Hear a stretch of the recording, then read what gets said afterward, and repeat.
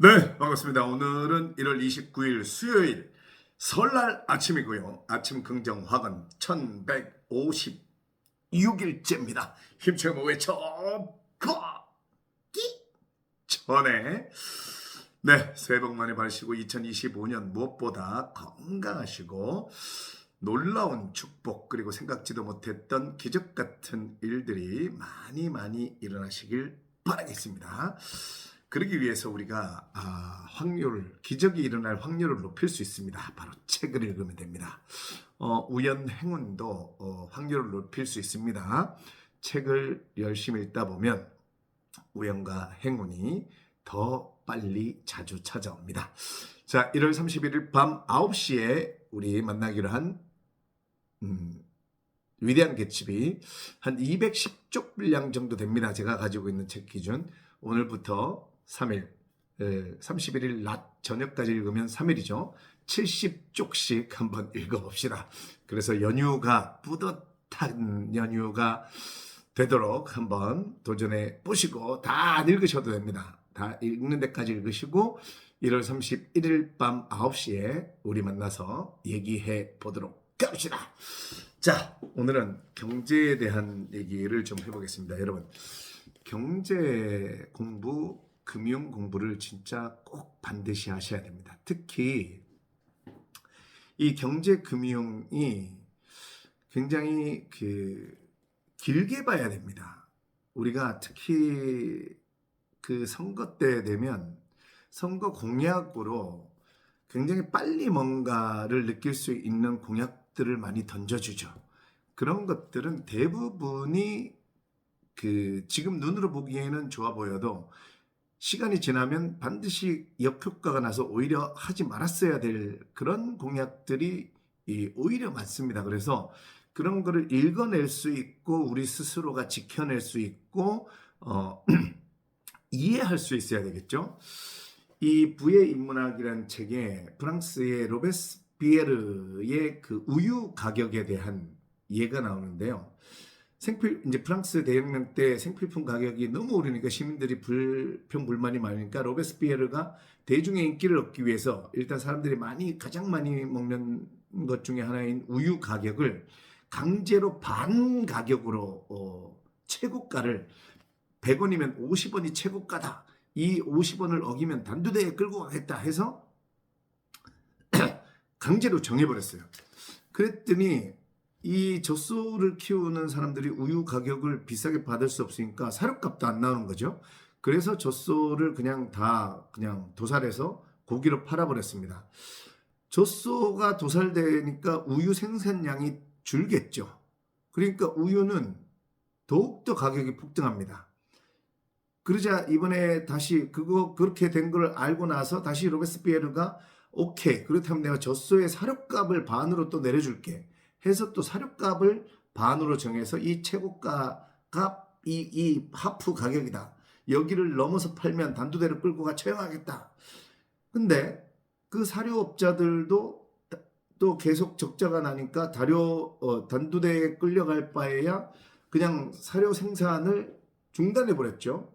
그런 바람에 사료값이 또 다시 3, 4배 폭등하고 그 결과로 우유값이 10배가 뛰었다고 합니다. 그래서 종전에는 10살까지 먹일 수 있었던 우유가 갓난아이도 먹일 수 없을 정도로 비싸고 구하기도 힘들고 이에 시민들이 폭동으로 이어져서 결국 로베스피에르는 단두대로 끌려갔다고 합니다. 본인이 단두대로 끌고 가겠다 해놓고 본인이 결국 끌려갔죠. 근데 로베스피에르는 굉장히 도덕적이고 청렴결백했답니다. 나쁜 사람이 아니었다는 거죠. 오히려 경제 원리를 잘 이해하지 못한 이게 불행을 자초했다는 거죠. 우리의 삶도 마찬가지입니다, 여러분. 우리가 경제 원리를 이해하지 못하면 단편적인 것만 보고 우리 경제 원리가 굉장히 우리가 상식으로 생각하는 직감으로 우리가 생각하는 그런 거가 대부분이 안 맞을 때가 많습니다. 짧게 봐서는 이 경제적인 효과를 잘 이해하지 못해요. 그 시간이 흐른 다음에 그 다음 단계 이런 단계까지 생각을 할 수 있어야 됩니다. 그러려면 공부를 해야겠죠. 이 책에서도 예를 들면 분양가 상한제라든가 일가구 다주택자에 대한 규제라든가 이런 것들에 대한 얘기를 합니다. 그런 것들이 결국은 어떻게 결과가 나타났었는지 우리는 인문학, 인간이 그려온 무늬를 공부하는 거죠. 과거의 그런 정책들이 이렇게 좋을 줄 알고 했는데 결론은 돌고 돌아서 우리에게 역효과가 났구나. 이런 것들을 공부를 반드시 해야 되는 거죠. 이런 공부를 했을 때 여러분 어떤 결과가 나타나냐면 결국은 경제를 알게 되고 세상을 보는 눈이 생기고 경제적인 효율성이 생깁니다. 무슨 말이냐면 우리나라는 원래도 면적이 좁죠. 근데 그 면적 중에 70%가 산악지형입니다. 이 작은 땅에서 인구도 없고 자원도 없습니다. 그러려면 우리는 경제적인 효율성을 가져야 됩니다. 그냥 무턱대고 열심히 하면 되는 게 아니라 속도보다 방향이다. 그걸 알아야 되는 거죠. 그래서 경제 금융에 대한 공부를 반드시 하셔야 이 작은 자원, 이 땅, 이 작은 인구 속에서도 얼마든지 내가 효율성 있는 그런 수익을 얻을 수 있는 방법들이 반드시 있습니다. 그냥 무조건 열심히 한다 안 됩니다. 그리고 그냥 눈에 보이는 남들이 뭐라고 하는 단편적인 그런 짧은 시야에서 볼 수 있는 그거는 결국은 내가 역효과가 날 수밖에 없는 그런 효과를 가져온다는 거. 여러분들 경제 금융에 대한 공부 어떻게 해야 됩니까는 여러분들이 그 단계부터는 찾으셔야 됩니다. 공부를 해야 된다, 해야 합니다. 꼭 이거는 제가 던져드릴 수 있고요. 어떻게 합니까? 부터는 여러분들이 한번 여러분들만의 방법으로 찾으셔서 반드시 경제 금융에 대한 안목을 기르셔서 우리가 다음에 선거 공약으로 하는 사람들의 공약을 파악할 수 있어야 되고 저거는 그냥 정말 표만 얻으려고 하는 단편적인 몇 년 지나면 오히려 우리에게 고통을 줄 수 있는 공약이구나 이런 걸 알아낼 수 있어야겠죠. 그래야 우리가 함께 발전할 수 있고 우리나라를 선진국으로 올려놓을 수 있겠습니다. 그리고 개인도 이 경제적인 효율성이 없다면 내가 정말 노동하고 그 많은 시간을 투자해도 내가 그런 원하는 수익을 얻을 수 없는 그런 구조입니다.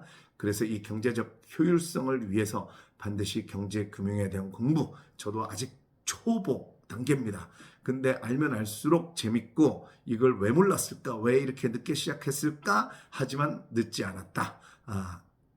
열심히 지금 재밌게 공부하고 있습니다. 여러분 경제적 효율성 꼭 챙겨 가십시오. 1. 나는 사람들 이렇게 하는 가치를 만든다. 2. 이렇게 하면 돈은 저절로 따라온다. 3. 매일매일 성장하고 감사하는 마음을 가진다. 4. 아침 긍정 확언을 통해 열정을 꾸준하게 유지한다. 5. 내가 원하는 것을 하루에 100번씩 매일매일 외쳤다. 그럼 다 이루어졌다. 6. 경제 금융에 대한 공부를 계속했다. 부자 되려 악보 읽을 수 있고 DNA가 솟아났다. 7. 영어로 아침 긍정 확언을 외칠 수 있도록 영어 공부했다. 8. 나는 저녁 7시까지 먹는다. 난 소식하다. 난 건강하다. 9. 이렇게 경제적 효율성을 접목해서 레시피를 개발했더니 내 음식이 KFD에 1위가 됐고 전 세계인들의 맛을 사로잡았다. 수익도 잘 올렸다. 10. 이런 지혜 우리가 장기적인 안목을 통해서 내가 정말 시간을 적게 투자하고도 많은 수익을 낼 수 있는 이런 경제적 효율성에 대한 지혜를 2025년에 고전에 답했다 마땅히 가져야 할 부에 대하여로 출간했더니 내 책이 종합 베스트 1위가 됐고 전 세계인들이 자신의 부를 넉넉하게 가질 수 있는 그런 지침서가 됐다. 수십만 부가 해외로 수출됐다. 10일 모든 것이 감사합니다. 많은 동지 고도 여러분, 우린 새해에도 10쪽씩 책을 읽고 있습니다. 경제 금융에 대한 공부도 하고 있습니다. 우리는 세상을 높은 곳에서 바라볼 수 있는 안목을 이미 가졌습니다. 하지만 조금 더 경제에 대해서 넓고 깊은 높은 시야를 가질 수 있는 공부할 수 있는 에너지를 받아라. 그 공부를 통해서 내가 경제적 효율성을 높여서 내 노동 시간을 투자해서 최대한 많은 수익을 얻을 수 있는 그런 지혜를 받아라. 그리고 어떻게 공부할 수 있는가는 본인 스스로 알아서 할 수 있는 그런 의지, 열정의 에너지를 받아라. 우리 내일 경제적 효율성을 꽉 챙기고 지금 빨리 책을 피세요. 우와, 이런 거였구나. 굉장히 재밌습니다. 경제공부.